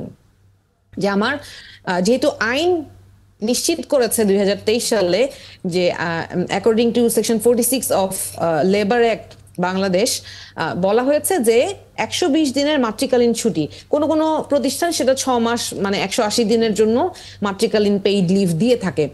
কিন্তু তারপরেও এই ছুটিটা যাতে এই নারীরা ভোগ করতে না পারে সেইটার জন্য চাকরি করতে গেলে কিন্তু আমাকেই প্রশ্ন শুনতে হয়েছে যে আমার ফ্যামিলি প্ল্যানিং কি, এবং চাকরি করতে গিয়ে মাঝে মাঝে আমি সহ আমার অনেক নারী সহকর্মীকে এই প্রশ্নের সম্মুখীন হতে হয়েছে। সুতরাং কর্মক্ষেত্রে আপনি যতই বলেন না কেন, বাস্তবতাটা কিন্তু অনেক ডিফারেন্ট। এখন বাংলাদেশের সব প্রতিষ্ঠান কিন্তু বিএনপি পরিচালিত না, জামাত পরিচালিত না। এখন ওনাদের দ্বারা একটা আইন হইলেই যে প্রতিষ্ঠানগুলো নারী বান্ধব হয়ে যাবে এমন না। কালচারটা is very regressive to women. ওনারা এখন পর্যন্ত বাংলাদেশে বিদ্যমান আইনে না মাতৃকালীন ছুটি থাকার পরেও নারীদেরকে কাজ দেওয়ার ক্ষেত্রে এই ধরনের প্রশ্ন করে এবং এমন একটা মানসিক চাপ সৃষ্টি করে যাতে নারীরা একটা নতুন ভাবে জীবনে আরেকটা মানুষকে নিয়ে আসার, একটা সন্তান ধারণ করার আগে ক্যারিয়ারের বিষয়ে চিন্তা করে। এখন নিপুণ আপা একটা কথা বলেছেন যে দেখেন নারীরা কিন্তু শুধু টাকা কামাই করার জন্য কাজ করতে যায় না, এই জিনিসটাও একটা জানার বিষয়। আমি নিজে আমার যে পারিবারিক যতটুকু সামর্থ্য আছে তাতে আমি কাজ না করলে হয়, কিন্তু আমি আইনজীবী হয়েছি এবং আমি কাজ করছি আমার নিজের একটা আইডেন্টিটি গ্রো করার জন্য, এবং আমার নিজের আইডেন্টিটিটা ধরে রাখার জন্য আমি এই অমানবিক পরিশ্রমটা আমি বেছে নিয়েছি। এখন আমার এমপ্লয়ারকে গিয়ে আমি কাজের সময় প্রথমেই আমি যে কথাটা বলি যে আমাকে নারী বা পুরুষ হিসেবে আলাদা করে সুবিধা দেওয়ারও দরকার নাই, আলাদা করে আমাকে ডিফাইনও করার দরকার নাই। এটা আমি সহ আমার পাশাপাশি অন্য নারীরাও মনে করে, এই কারণে যে যখনই আপনি বেশি সুবিধা নেওয়ার চিন্তা করবেন বা আলাদা করে নিজে থেকে ডিফাইন করার চেষ্টা করবেন, তখনই কেউ আপনাকে হয় অনুগ্রহের দৃষ্টিতে দেখবে অথবা কেউ আপনাকে অপ্রয়োজনীয় মনে করবে। এইটা একটা পার্সপেক্টিভ। আরেকটা পার্সপেক্টিভ দেখেন, জাতীয় না, আমি যদি এখন আমার দলীয় অবস্থান থেকে আমার ব্যাপারটা ক্লিয়ার, সেইটা একটা সন্তানকে ধারণ করা এবং তাকে মা হিসেবে তাকে প্রথম সময় তাকে পালন করার জন্য ওই সময়টা খুবই গুরুত্বপূর্ণ, ওই ছুটিটাও গুরুত্বপূর্ণ। সেইটা এনশিওর করাটা প্রত্যেকটা প্রতিষ্ঠান যাতে কোনোভাবেই এটা কোনো নারীকে চাকরিচ্যুত করতে না পারে বা তার প্রতি নেগেটিভ বিহেভ না করে, সেইটা এনশিওর করাটা, সেই এনভায়রনমেন্টটা এনশিওর করাটা জরুরি। এইটা একটা আমরা বলেছি। আমাদের দ্বিতীয় প্রস্তাব হচ্ছে প্রত্যেকটা প্রতিষ্ঠানে child care and breastfeeding centre থাকতে হবে, যেটা হাইকোর্টের অর্ডারও আছে। এবং আমি হাইকোর্টে কাজ করি যেখানে আমাদের চাইল্ড কেয়ার সেন্টার আছে। আমাদের ছোট সন্তান থাকলে আমরা সেখানে চাইল্ড কেয়ার সেন্টারে কারো তত্ত্বাবধানে আমরা রেখে আমরা কাজ করি এবং আমরা টাইম টু টাইম আমরা বাচ্চাদেরকে দেখে আসতে পারি। এটা অনেক ভালো, এইটা একটা গুরুত্বপূর্ণ, এটা আসলে খুবই গুরুত্বপূর্ণ। তো আপনার আইডিয়াগুলোকে আমাদের আরো দুটো প্রস্তাবনা আছে। আরেকটা প্রস্তাবনা হচ্ছে আমরা চাই যে এই চাইল্ড কেয়ার বেনিফিট দেয়, যেমন উন্নত দেশগুলোতে যেটা হয় যে কারো যদি বাচ্চা হয়, সেই বাচ্চার জন্য বা কেউ যদি বেকার থাকে তার জন্য কিন্তু একটা বেনিফিটের সরকার থেকেই সেই বেনিফিটটা দেওয়া হয়। এইটাও বাংলাদেশের ক্ষেত্রে আমরা টেস্ট বেসিসে, পাইলট বেসিসে আমরা এইটা চেষ্টা শুরু করতে পারি। এর পাশাপাশি বয়স্ক ভাতা, তারপরে হচ্ছে নানান ধরনের এই ভাতাগুলো যেগুলো আছে সেগুলো আসলে প্রপার ইমপ্লিমেন্টেশন নাই, এটাও এনশিওর করতে হবে। আমি একজন নারী হিসেবে সামাজিক নিরাপত্তা বেষ্টনীর আওতাটাকে আরো অনেক শক্তিশালী করা, বাড়ানো। এক্স্যাক্টলি এই জায়গাটা দেখেন, লাস্ট পোর্শনটাতে আমি একটু অ্যাড করতে চাই, সেটা হচ্ছে যখন আপনার বাসায় একজন বয়স্ক শ্বশুর শাশুড়ি বা বয়স্ক মা বাবা থাকেন, তাদের দায়িত্ব এড়িয়ে আপনি কাজে যেতে পারেন না, সেইটা আপনার সন্তানের জন্য প্রযোজ্য। তো এই ক্ষেত্রে আপনি যখন এইভাবে যদি ফ্যাসিলিটেট করা হয়, ডে কেয়ার সেন্টার যদি বেসরকারি প্রতিষ্ঠানেও যদি ডে কেয়ার সেন্টার গুলো থাকে, আবার সেটার জন্য যদি চাইল্ডের জন্য বেনিফিট যদি পায় একজন মা, তাহলে কিন্তু তার এই দুশ্চিন্তাটা থাকে না যে আমার বাচ্চা সুষ্ঠুভাবে লালন পালন হচ্ছে কিনা। আমি টাইম টু টাইম তো আমি যে দেখে আসতে পারছি, যেমন আমি ব্যক্তিগতভাবে সার্বক্ষণিক কাছে থাকে, মায়ের কাছে থাকাটা খুব গুরুত্বপূর্ণ আসলে। জি, আমার ব্যক্তিগত অভিজ্ঞতার আরেকটা লাইন শেয়ার করি, যে আমার যেমন তিক্ত অভিজ্ঞতা আছে যে আমি কাজ করতে গিয়ে কর্পোরেট এন্টিটিতে এই ধরনের প্রশ্নের সম্মুখীন হয়েছি, চাকরি পাওয়ার পরেও এই ধরনের প্রশ্নের সম্মুখীন হয়েছি। আবার আমার অনেক এমপ্লয়ার আছেন যাদের সাথে আমি আইন পেশায় কাজ করেছি, উনারা আমি সকালবেলা আমার বাচ্চা তখন 3-4 বছর বয়স, আমি তাকে নিয়ে আমি চেম্বারে ঢুকেছি সকালে, এবং সে হয়তো রেস্ট রুমে ছিল, টিভি দেখেছে, কার্টুন দেখেছে, সে ড্রয়িং করেছে, পড়াশোনা করেছে। আবার আমি টাইম টু টাইম ওকে দেখেছি, রাতে বের হওয়ার সময় আমি ওকে নিয়ে বের হয়ে এসেছি। আমি আমার দুইটা মাস্টার্স আমি আমার টিচাররা আমাকে অ্যালাউ করেছেন, আমি আমার বাচ্চাকে নিয়ে আমি ক্লাস করতে পেরেছি। হ্যাঁ, আমার বাচ্চা ভালো ছিল, she didn't create any disturbance within the class, but আলহামদুলিল্লাহ আমি এই পরিবেশও পেয়েছি আমি যেখানে আমার আশেপাশে সবাই অনেক কোঅপারেটিভ ছিল। মানে খুবই কঠিন একটা সময় পার করেছেন। জি, জেনে আসলে ভালো লাগলো, অনেকেই নিশ্চয়ই ইন্সপায়ার্ড হবে বিষয়টাতে। আমি ব্যারিস্টার মোল্লাকে একটু প্রশ্ন করি একটা। জি প্লিজ। উনি ফ্যাসিবাদ বিরোধী আন্দোলনে ইউরোপের একজন বলিষ্ঠ কণ্ঠস্বর, একজন আইনজীবী এবং একজন সফল রাজনীতিক। তো আপনি একই শহরে থাকি, সেখানে তো এরকম সুবিধা কোনো একটা জেন্ডারকে দেওয়ার রেফারেন্স পাওয়া যায় না। আপনি যেটা বলেছেন ম্যাটারনিটি যেটা অ্যান্ড আদার ফ্যাসিলিটিস, মানে বাচ্চা একটা সময় পর্যন্ত বাচ্চাকে দেখাশোনার জন্য বিভিন্ন ধরনের সেবা থাকে, যেটা অলরেডি হুমায়ুন নুরু বলছিলেন যে এখানেও এখন এটা শুরু হয়েছে। কিন্তু বেসরকারি পর্যায়ে অথবা সরকারি পর্যায়ে কিন্তু কর্মঘণ্টা আলাদা করে একটা ইনইকুয়ালিটি এবং ইনজাস্টিসের একটা সুযোগ তৈরি হয় কিনা, এটা একটা প্রশ্ন। আর আরেকটি প্রশ্ন হচ্ছে যে জোটের প্রশ্নে একটুখানি ছোট্ট একটা প্রশ্ন, সেটি হচ্ছে যে আমরা এই যে নির্বাচনগুলো হচ্ছে সেখানে কিন্তু ইসলামী ছাত্র শিবির বেশিরভাগ জায়গায় বিজয়ী হয়েছে, কিন্তু একটা অদ্ভুত একটা ব্যাপার দেখেছি যে ইসলামী ছাত্র শিবিরের নামে কিন্তু ইলেকশন করছে না। আপনারা নারী ভোট নিয়ে চিন্তিত বলে এটা একটা নির্বাচনী কৌশল কিনা? আর ইসলামী ছাত্র শিবির যেভাবে ইসলামী নামটা ব্যবহার না করে অন্য জোটের নামটাম ব্যবহার করছে, জামাত ইসলামও যদি কোনো জোট করে সেক্ষেত্রে কি ইসলামকে বাদ দিয়ে জোটের নাম করবেন কিনা? ধন্যবাদ। আচ্ছা, ইসলামকে বাদ দিয়ে এবং মহিলা ভোট নেওয়ার জন্য এটা কৌশল কিনা আমি স্পেসিফিক জানতে চাচ্ছি। মানে কেন মহিলারা কি ইসলাম, না এই কথাটি আলোচনায় আসে যে জামাত ইসলামকে মহিলারা ভোট দেবে কিনা, এবং মহিলাদের ব্যাপারে যদিও আমি অনেক মহিলাকে দেখে রাষ্ট্র মোকাবেলা করবে এরকম একটা বাজেটের একটা ব্যাপার, লিস্ট ট্রাস, আমরা দুজনই যে দেশে থাকি ইংল্যান্ডে, এরকম একটা মানে আন্ডার প্রিভিলেজ মানুষকে ট্যাক্স কমিয়ে দিয়ে তিনি 40 বিলিয়নের একটা ঘাটতি করেছিলেন তার অর্থমন্ত্রী, এবং তিনি বলতে পারেন নাই এ টাকাটা কোত্থেকে আসবে। সো এই একটা প্রশ্নে কিন্তু প্রধানমন্ত্রী 40 দিনের মধ্যে কিন্তু পদত্যাগ করতে হয়েছে। সো রাজনৈতিক দলগুলো যখন প্রোগ্রাম ডিক্লেয়ার করে, কোনো ঘোষণা দেয় কোনো গোষ্ঠীকে অথবা কোনো গ্রুপকে খুশি করার জন্য, তখন অন্য দলগুলোর এবং আমরা যারা সাংবাদিক তাদের এই রাজনৈতিক দলগুলোকে অবশ্যই প্রশ্নে জর্জরিত করা উচিত। এবং ব্যারিস্টার মোল্লা খুব ভালো জবাব দেন, আমরা এটা শুনে নিই। ব্যারিস্টার মোল্লা। ধন্যবাদ লিটন ভাই। দেখুন, এই কথাটি বিএনপির তরফ থেকে বলা হচ্ছে, কেউ কেউ বলছেন যে এটা পলিটিক্যাল রিটোরিক, ভোট টানার জন্য জামাত আমির কথাটি বলেছে। লিটন ভাই, আপনি জেনে থাকবেন জামাত আমির কিন্তু আরো 5-6 মাস আগে লন্ডনে এসেছিলেন। এর অব্যাহতি পরে কিন্তু আমরা জামাত আমির ইউরোপিয়ান পার্লামেন্টে গিয়েছিলাম। সেখানে কিন্তু সেই ইউরোপিয়ান পার্লামেন্টে উনি যে কথাগুলো বলেছেন সেগুলো তো আর মিডিয়াতে আসে নাই। আর লন্ডনের যে কথাগুলো উনি বলেছেন, আপনি জানেন যে লন্ডনের মানে ব্রিটিশ গভর্নমেন্টের যারা স্টেক হোল্ডার তাদের সাথে উনি কথা বলেছেন। তো আমি আপনাকে, এবং মিডিয়াতে উনি কথা বলেছেন, কি বলেছেন, অনেক কথাই তো বলেছেন। এর মধ্যে মৌলিক একটি ব্যাপার ছিল, যে কথাটি উনি আজকে আমেরিকাতে বলেছেন, যে আমরা নারীর কর্মঘণ্টা নারীর প্রতি সম্মান এবং জাস্টিসের অংশ হিসাবে, তারা ফ্যামিলিতে অনেক বেশি টাইম দেয়, তারা কাজ করবে, তাদের মানে কাজের জায়গায় তাদের অবস্থান ঠিক থাকবে, তাদের প্রমোশন এবং তাদের জব ফ্যাসিলিটিস ঠিক থাকবে, কিন্তু তারা একটি রাষ্ট্র তাদের দায়িত্ব এবং সম্মানের অংশ হিসাবে, নারী জাতির প্রতি কমিটমেন্টের অংশ হিসেবে, মায়ের জাতির প্রতি কমিটমেন্টের অংশ হিসাবে একটি সুষ্ঠু এবং একটি স্টেবল ফ্যামিলি গঠন করার অংশ হিসেবে আমরা তাকে 8 ঘন্টার বেতন দেব, কিন্তু রাষ্ট্র দেওয়ার ব্যবস্থা করবে এবং প্রাইভেট প্রতিষ্ঠানগুলো দেওয়ার চেষ্টা করবে, কিন্তু তারা কাজ করবে 5 ঘন্টা। এখন এই টাকাটা মানে প্রাইভেট প্রতিষ্ঠানগুলোকে নিশ্চয়ই সরকারের পক্ষ থেকে এই টাকাটা সরকার এটাকে সাপ্লাই করতে হবে, অর্থাৎ রাষ্ট্রের বাজেট থেকে প্রাইভেট প্রতিষ্ঠানগুলোকে এই টাকাটা দিতে হবে। এখন আমরা ওয়েস্টকে পরিপূর্ণভাবে ফলো করি না। আমরা যে কথাটি বলছি, it is a matter of justice, it is a matter of proper attitude to the women and মায়ের জাতির প্রতি প্রপার অ্যাটিটিউড। আমরা ফুল ওয়েস্টকে অনুসরণ করছি না। দেখুন, নারীদেরকে কিন্তু দেখো, আপনি যে বেনিফিটের কথা বললেন, যে নারীরা লন্ডনে একটি সিঙ্গেল মাদার এবং একজন সিঙ্গেল ফাদার, একজন সিঙ্গেল মাদার হলে তার উপর যদি বাচ্চাকে টেক কেয়ার করার সময় আসে, তাকে কিন্তু একটা দীর্ঘকালীন সময়ে তাকে জব থেকে মানে জব না করেও রাষ্ট্রের বেনিফিট সেকশন থেকে অথবা এইচএমআরসি থেকে কিন্তু তাকে একটা সাপোর্ট দেওয়া হয়।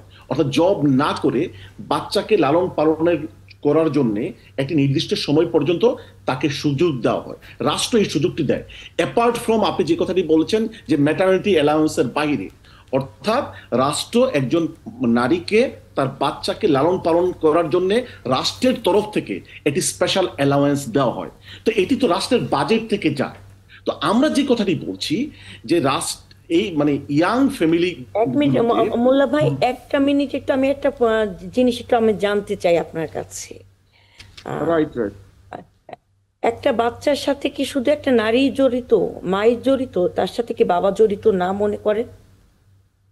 না, সবাই জড়িত, কিন্তু মায়ের তো দায়িত্বটা বেশি থাকে, মা বেশি দায়িত্ব পালন করে। এটি জামাত আমির বলছেন। কেন বাবা দায়িত্ব কম থাকে? কেন বাবা দায়িত্ব কম থাকে? আপনি আমাকে বলেন। আমি সংক্ষেপে, আমি আপনাকে প্রশ্ন করিনি, আপনি আমার সময় নিয়ে নিয়েছেন। আমি প্রশ্ন করছি, আমাকে জানতে হবে, কারণ আপনি যেভাবে কথা বলছেন, আপনি যদি 8 ঘন্টা কাজ করতে চান করবেন। না শুনুন, আমি যদি 8 ঘন্টা কাজ করতে চাই করবে, এটা আপনারা ডিসাইড করার কেউ না, এটা আপনারা কথা বলতে পারেন না। এই টপিকসে সারা বিশ্ব যেখানে নারীর ক্ষমতায়নের জন্য লড়াই করছে, সংগ্রাম করছে, সেখানে আপনারা যে কথাটা বলছেন নারীর প্রতি অসম্মান প্রদর্শন করছেন এবং ক্রমান্বয়ে আপনি আপনার বক্তব্য দিয়ে নারীদেরকে ছোট করছেন। আমি বুঝলাম না আপনারা মানে রাজনীতিটাকে এতটা মনে করলেন। নারীকে সম্মান দেওয়ার জন্য, নারীকে মর্যাদা দেওয়ার জন্য আপনি বারবার টাকার কথা তুলে আনছেন। আপনি টাকা দিয়ে নারীদের মূল্যায়ন করতে চাচ্ছেন। আমরা অর্থের কাছে নারীদের মূল্যায়ন করতে চাই না। আমরা চাই সম অধিকার, সম মর্যাদা আমরা প্রতিষ্ঠা করতে চাই প্রত্যেকটা সেক্টরে। ডেফিনেটলি এখন একজন সচিবের সাথে যখন 5 ঘন্টা কাজ করবে, 1 মিনিট হুমায়রা আপা, আমি একটু শেষ করে নিই। একজন সচিবের সাথে তার অ্যাসিস্ট্যান্ট যখন 5 ঘন্টা কাজ করবে, ধরেন 5 ঘন্টা সে নারী হিসেবে কাজ করে চলে গেল, বাকি 3 ঘন্টা যে থাকলো, ওই 3 ঘন্টা উনি কি করছেন, কোন ভাবে সেই মন্ত্রণালয় চালাচ্ছেন? না, জামায়াতের আমির কিন্তু তার বক্তব্যে নিপুণ রায় চৌধুরী বলেছেন যে তারা চিন্তা করবে যে সরকার যে দেশ আমাদেরকে সম্মান দিয়েছে, আমাদের উচিত করে সেটা আগে তাকে সার্ভে করতে হবে। 8 ঘন্টার কাজ 5 ঘন্টায় করে দিয়ে যাবেন উনি। কি চাই সেটা আগে তাকে সার্ভে করতে হবে। প্রাইভেট সেক্টরে অনেক কোটির মতো মেয়ে কাজ করে, তো মহিলা 8 ঘন্টার কাজ 5 ঘন্টায় করে দিয়ে যাবেন, তার মানে কিন্তু রাষ্ট্রের খাত থেকে যে টাকাটা আসবে মোল্লা ভাই বলছেন, না রাষ্ট্রের খাত থেকে যে টাকাটা দিতে হবে সেটা একটা বিগ অ্যামাউন্ট আর কি, সেটা একটা ব্যাপার। আমি যে কথা বলেছেন এবং এখন মোল্লা সাহেব যে কথা বলছেন পুরোটাই নারী বিমুখ কথাবার্তা করছেন, নারী বান্ধব কথাবার্তা বলছেন। আমি একজন নারী জনপ্রতিনিধি, আমি একটা কথা বলি, আমি সচেতন নারী সমাজের একজন প্রতিনিধি হিসেবে আমি নারী ও শিশু অধিকার ফোরামের মেম্বার সেক্রেটারি। তো আমি সচেতন নারী সমাজের প্রতিনিধি হিসেবে বলতে চাই, আপনারা এইটা আপনি বলতে পারেন না। যেমন আমার দলে আমি নারী সেল লিড করি, নিপুণ আপা মহিলা দল মানে মহিলাদের রিপ্রেজেন্ট করে, ওনারা আমরা ব্যক্তি নারী হিসেবে আইনজীবী হিসেবে আমাদের বক্তব্যটা বলছি। You do not represent the whole women community. আমরা বাংলাদেশে we are working women as well. পার্টিকে রিপ্রেজেন্ট করছি না, that is fine. আমরা আমাদের পলিসির কথা বলেছি, আমরা আমাদের পলিসির কথা বলেছি। আমরা দেখব বাংলাদেশের নারী সমাজ জামাতকে ম্যান্ডেট দেয় কিনা। আপনি আমাদের সবাইকে অপমান করছেন, আপনি আমাদের সবাইকে অপমান করছেন, আপনি নারী সবাইকে অপমান করছেন। আপনি মনে করছেন আপনি একজন নারীকে অবজ্ঞা করে, আমি মনে করছি আপনি রাজনৈতিক কারণে এইভাবে কথা বলছেন। মোল্লা ভাই, আমি যদি একটু সহজে উনার অবস্থানটা বুঝাইতে চাই, সেই জিনিসটার জায়গাটা আমি আমার জায়গাটা বলি। নিপুণ ভাই না, আমার কথাটাই বলছি, আমি বলছি একটু শুনেন, আমাকে একটু হবে। এরকম ঘরে ঘরে প্রতিটি নিপুণ রায়ের প্রশ্নের উত্তর আপনাদের দিতে হবে। আপনাদেরকে জনতার কাঠগড়ায় আসতে হবে। হ্যাঁ আপা, আপনার সাথে আমারও একটা প্রশ্ন আছে, এই জায়গাটা আমি একটু অ্যাড করতে চাই। একটু হুমায়ুনের প্রশ্নটা একটু শুনে একবার একটু কারোর কথাই আমরা আসলে বুঝতে পারছি না। আমরা কাঠগড়া যাব না, আমরা জনগণের ম্যান্ডেটের জন্য যাব। আপনি কিন্তু রাজপথে বক্তব্য দিচ্ছেন না। আচ্ছা আমি একটু বলতে চাই, কারণ আমি বুঝতে পারছি না যে যার মতো বক্তব্য দিচ্ছেন। মনে করেন আমি যদি পজিটিভলিও ধরি এই বক্তব্যটাকে, যে নারীদের প্রতি এমপ্যাথির জায়গা থেকে এই প্রস্তাবনাটা দেয়া হয়েছে, কিন্তু আমি বলতে চেয়েছিলাম যেটা, সেটা হচ্ছে বাংলাদেশের বাস্তবতায় আপনারা এই প্রস্তাবনাটা বাংলাদেশের বাস্তবতায় আপনারা শুধু ভোটের জন্য এই কথাটা বলেছেন, যেই কথাটা নিপুণ আপা অভিযোগ করছেন, সেই জায়গাটা আমি বলবো যে আপনাদের সার্ভের জায়গাটায় অনেক বড় গ্যাপ আছে। কারণ আমি নিজে ভুক্তভোগী হিসেবে আপনাকে বলেছি, তখন আমি রাজনীতিবিদ ছিলাম না। বাংলাদেশের যেই পরিস্থিতি, এইখানে কর্পোরেটে আপনি 8 ঘন্টার কাজ 5 ঘন্টায় না। আমি আমার অফিসে যখন কোভিড এসেছে তখন I work more efficiently than others. এই জন্য আমার সাথে 3 জন কর্মীকে ছাঁটাই করে আমাকে দিয়ে 4 জন কর্মীর কাজ করিয়েছে, but I was paid for 1 single employee only. So আমার যে কর্মঘন্টা, আমি 5 ঘন্টায় যদি 2 জনের কাজও করতে পারি, that doesn't add any value. আমাকে বলবে তোমাকে 5 ঘন্টাই সুযোগ দিয়েছি, সেই হিসাবেই আমার কাজকে মূল্যায়ন করা হবে। এটাই বাংলাদেশের বাস্তবতা। এবং আমাদের বাংলাদেশে এই যে কেপিআই সেট করে, যে এই যে জব ডেসক্রিপশন, এটা কি restricted two only the descriptive job? আমাদের সকালবেলা এক কথা বলে, দুপুরে এক কথা বলে, বিকালবেলা বলে তোমার এই কাজ করতে হবে, এটা কিছুই হয় নাই, নতুন করে আবার কতগুলো কাজ এনে দেয়, এটা আজকেই শেষ করতে হবে। So practically when you go to work, এইটা আসলে আপনার টাইম বাউন্ড করে দেওয়ার সুযোগ নাই। আপনার প্রস্তাবনাটা ভেরি এমপ্যাথেটিক, এটাও যদি আমি মনে করি, তারপরেও ইট ইজ নট প্র্যাকটিক্যাল। আমি নিজে ব্যাংকে জব করতাম এবং তখন আমি আমার মেয়েকে নিয়ে, আমার মেয়েকে পাশের রুমে রেখে আমি কিন্তু আমার জবটা ঠিক চালিয়ে গিয়েছি। আমি আমার ক্যারিয়ার বিল্ড আপ করেছি। যখন আমি প্র্যাকটিসে এসেছি তখনও কিন্তু আমি আমার মেয়েকে নিয়ে এবং তার প্রত্যেকটা কর্মজীবী নারীরই কিন্তু এরকম লড়াইয়ের গল্প আছে। নারীরা তো সেই যুদ্ধটা করে আসছে। এক্স্যাক্টলি, এটা সত্য। এটা সত্য, প্রত্যেকটা কর্মজীবী নারীর এরকম লড়াই আছে, সংগ্রাম আছে, পেছনে একটা এটা আরো কতটা ইজি করা যায়, রাষ্ট্রীয় প্রক্রিয়ার মাধ্যমে এটাকে আরো কতটা ইজি করা যায়, সেখানে চাইল্ড কেয়ার, সেটা নিয়ে আলাপ আলোচনা করা উচিত। আসলে একটু অ্যাডভোকেট মোল্লাকে যদি একটু সময় দিই। একটা প্রস্তাবনা ছিল যে আমরা প্যাটার্নিটি লিভ ফাদার্সদের জন্য প্যাটার্নিটি লিভ 1 মাসের প্রস্তাবনা করেছে, আমাদের ম্যান্ডেটে আছে। যে আপনাদের ম্যান্ডেটে আছে। ব্যারিস্টার মোল্লাকে একটু সুযোগ দেই। ব্যারিস্টার মোল্লা, বাবা হিসেবে বাচ্চার সাথে কানেক্ট করারও দরকার আছে, দায়িত্বটা বাবারও বোঝা মোল্লাকে একটু দরকার আছে। সুযোগ নাইলে দেই। যে খালি মার সাথে ইমোশনাল বন্ডিং হয়, বাবার সাথে হয় না। অ্যাডভোকেট নিপুণ রায়চৌধুরী, অ্যাডভোকেট হুমায়রা নূর, এই আমরা জামাতের বিরোধিতা করছি না, রাজনীতিবিদ হিসেবে কথা বলছি না। মোল্লা ভাই, আপনার কাছে জানতে চাই যে আপনি যেহেতু একটা উন্নত দেশে থাকেন, ওখানকার কালচারটা, ওখানকার যে ফ্যাসিলিটি গুলো, ওখানকার যে অর্থনৈতিক অবস্থা আপনি ভালো করে জানেন, তাহলে আপনার ইনপুটটা কি দেওয়ার সুযোগ ছিল এই প্রস্তাবনার ক্ষেত্রে আপনাদের দলে? যে যেমন আমাদের দলে নারী বিষয়ে প্রস্তাব কোনো বিষয় আলোচনা হলে আমাদের সেই ইনপুটটা নেওয়া হয়, সেই ইনপুটটা কি আপনাদের দেওয়ার সুযোগ ছিল যে বাংলাদেশের পার্সপেক্টিভে উন্নত দেশের সাথে কম্পেয়ার করে কিভাবে এসেছে, কোথা থেকে এসেছে, যদি আপনাদের সুযোগ দেওয়া না থাকে আপনার দলে বা প্র্যাকটিক্যাল অ্যানালাইসিস হয়েছে কিনা এটা জানতে চেয়েছি। ব্যারিস্টার মোল্লা, ধন্যবাদ। দেখুন, আমরা তো রাজনীতি, আমি যে কথাটি বলছিলাম, জামাত আমির ব্রিটেনে যখন এসেছেন অনেক 5-6 মাস আগে, তখন কিন্তু উনি যারা ব্রিটিশ গভর্নমেন্টের স্টেক হোল্ডার্স তাদেরকে উনি কথাটি বলেছিলেন যে আমরা, এবং মিডিয়াতে উনি একই কথা বলেছিলেন। এটি কিন্তু এখন না যেটি নিপুণ রায় বলার চেষ্টা করছেন যে ইলেকশনের পূর্বে জনগণের ভোট কালেকশনের জন্য উনি কথাটি বলছেন না। উনি এর আগেই 5-6 মাস পূর্বে আমাদের ব্রিটিশ ওয়েস্টার্ন স্টেক হোল্ডারদের কাছে, ইউরোপিয়ান ইউনিয়নের সহ আমরা এই কথাগুলো বলেছি যে আমরা নারীদের কর্মঘণ্টা 8 ঘন্টা থেকে 5 ঘন্টা করার প্রস্তাব রাখছি। আমরা ডেমোক্রেটিক্যালি যাব, জনগণের ম্যান্ডেট নেওয়ার চেষ্টা করব।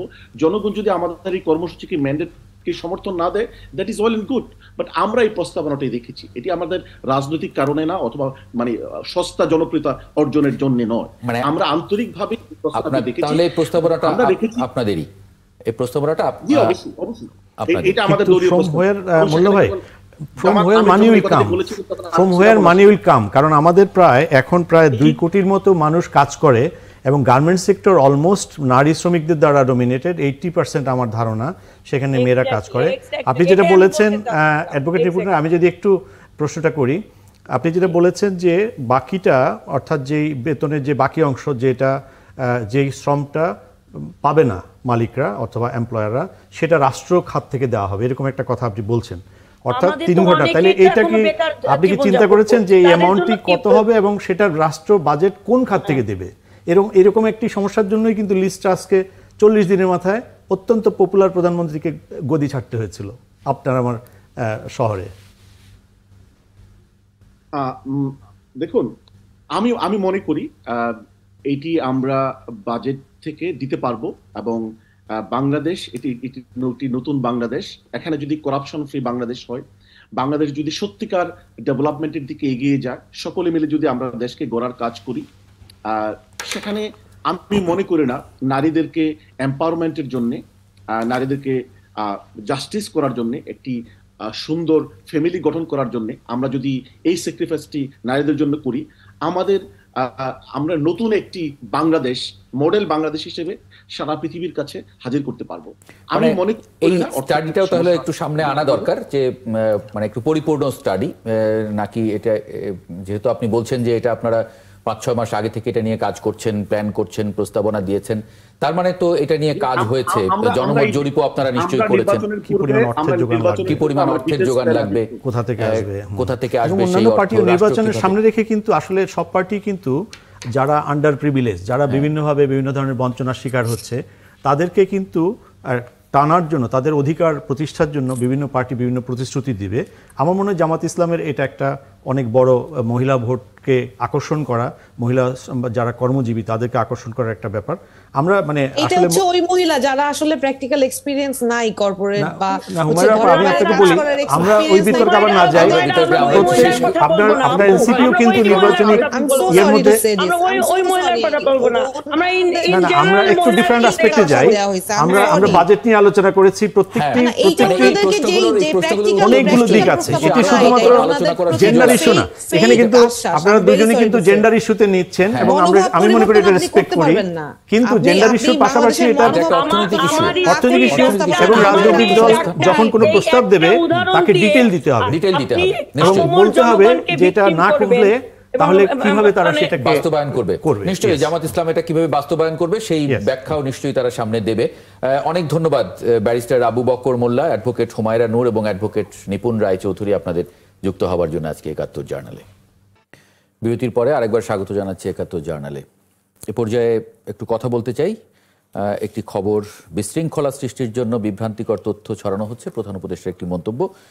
প্রধান উপদেষ্টা অধ্যাপক ডক্টর মোহাম্মদ ইউনূস বলেছেন, ভুয়া খবর এবং বিভ্রান্তিকর তথ্য এখন সামাজিক মাধ্যমে ছড়িয়ে পড়েছে, এটি বিশৃঙ্খলা সৃষ্টির জন্য ব্যবহার করা হচ্ছে। এই বিপদের বিরুদ্ধে বৈশ্বিকভাবে ঐক্যবদ্ধ থাকা প্রয়োজন। অতিথিদের যুক্ত করে নেব তানভীর হাসান জোহা, সাইবার নিরাপত্তা বিশেষজ্ঞ, এবং রিদওয়ানুল ইসলাম, ফ্যাক্ট চেকার, ফ্যাক্ট ওয়াচ। আপনাদের স্বাগত জানাচ্ছি ৭১ জার্নালে।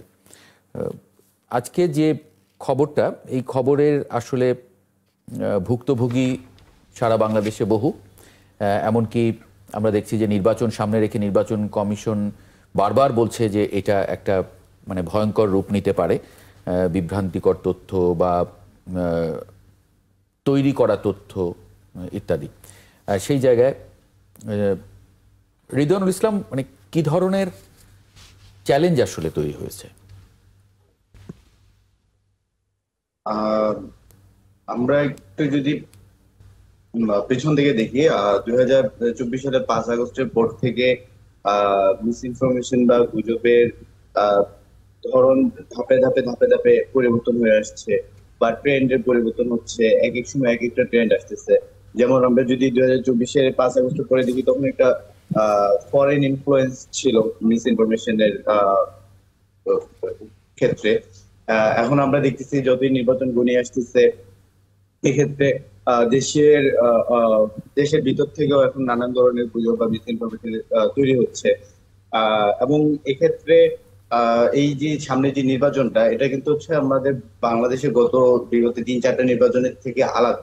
কারণ এই নির্বাচনে হয়তো আওয়ামী লীগ অংশগ্রহণ করতে পারবে না বা করছে না, কিন্তু আপনার অন্যান্য যে সব রাজনৈতিক দলের অংশগ্রহণে এটা কি বড় একটি এই নির্বাচনের গুরুত্বটাই আলাদা। এই কারণে দেখা যাচ্ছে, যেহেতু এখানে সব রাজনৈতিক দল অংশগ্রহণ আছে আওয়ামী লীগ ছাড়া, তো সব রাজনৈতিক দলগুলোই প্রচার প্রচারণায় নিচ্ছে। এখানে এআই এর ব্যবহার হচ্ছে, যেটা বিগত 2024 সালের 7 জানুয়ারি নির্বাচনের ক্ষেত্রে আমরা ওভাবে লক্ষ্য করিনি বা আমরা দেখিনি, কিন্তু এটা এখন দেখতে পাচ্ছি যে এআই এর ব্যবহার এবং এটি ব্যাপকভাবে বৃদ্ধি পাচ্ছে। যেমন গত মাস 2 আগেও আমরা দেখেছি বিভিন্ন রাজনৈতিক দলগুলো তাদের এআই এর মাধ্যমে নির্বাচনী ক্যাম্পেইন চালাচ্ছে, এক দল আরেক দলের বিরুদ্ধে ক্যাম্পেইন চালাচ্ছে, প্রার্থীর বিরুদ্ধে ক্যাম্পেইন চালাচ্ছে। আবার কখনো কখনো রাজনৈতিক দলগুলো নিজেদের প্রার্থীর পক্ষে এআই দিয়ে বিভিন্ন ধরনের ক্যাম্পেইন চালাচ্ছে। নির্বাচন যত ঘনিয়ে আসবে, এই এআই এর ক্যাম্পেইন আরো বাড়বে, স্বাভাবিক।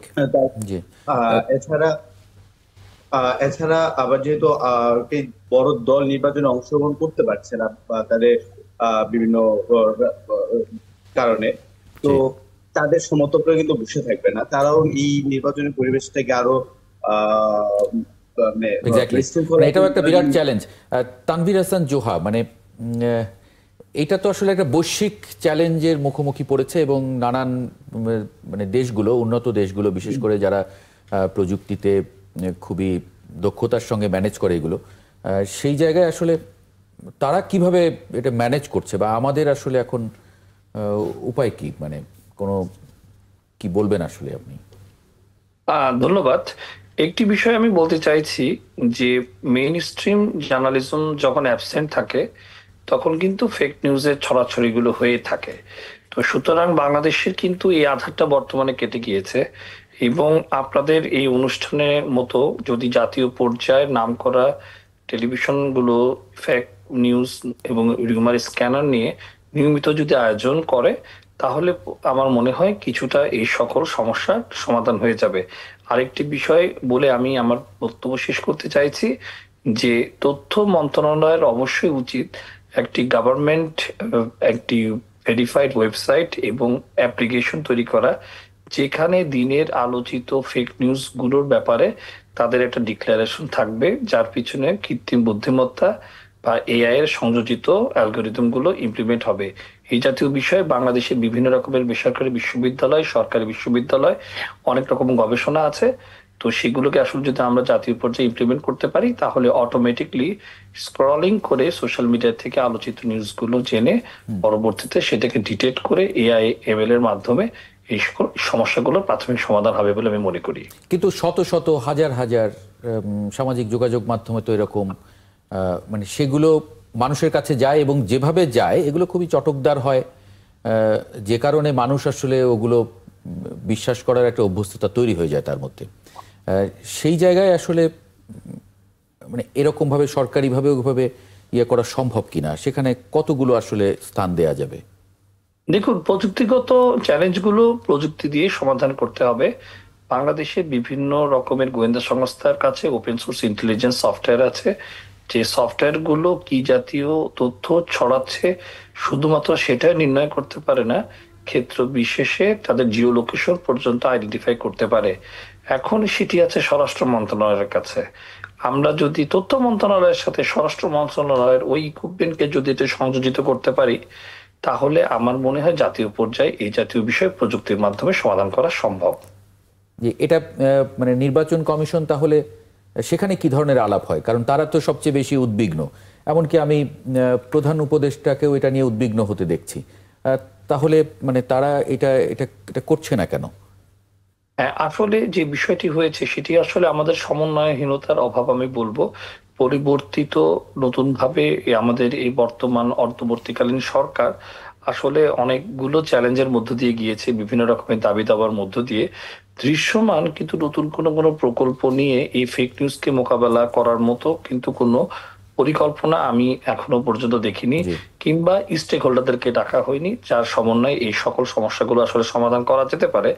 তবে যেহেতু এটি একটি দীর্ঘমেয়াদী প্রজেক্ট, অ্যাটলিস্ট আপনার 1 থেকে 1.5 বছর লাগবে একটি প্ল্যাটফর্মকে ইস্টাবলিশ করতে এবং ডেভেলপ করতে। আসলে সেই সময়টাকে স্বল্প আছে বলে হয়তোবা তারা এই পর্যায়ে আসতে পারেনি বলে আমার ধারণা। জি, শামসুল আলম রিটন, খুব অল্প সময় আছে আমার হাতে, এটা যদি একটু সামারি করেন তারপরে। Thank you. আমার মনে হয় মিস্টার জোহা এবং রিদওয়ান দুজনই চমৎকার বলেছেন, বাট একটা জিনিস হচ্ছে যে দুজনের বক্তব্যের মধ্যে কতগুলো জিনিস খুবই ইম্পর্টেন্ট এবং কিছু বিপদও আছে, আমি বিপদের গন্ধও পাচ্ছি। প্রথমে আমি ভালো দিকটা যারা বলেছেন যে অ্যাড্রেস করা দরকার, আসলে সমাধান করা নয়, সমাধান আমি কেউই করতে পারবো না।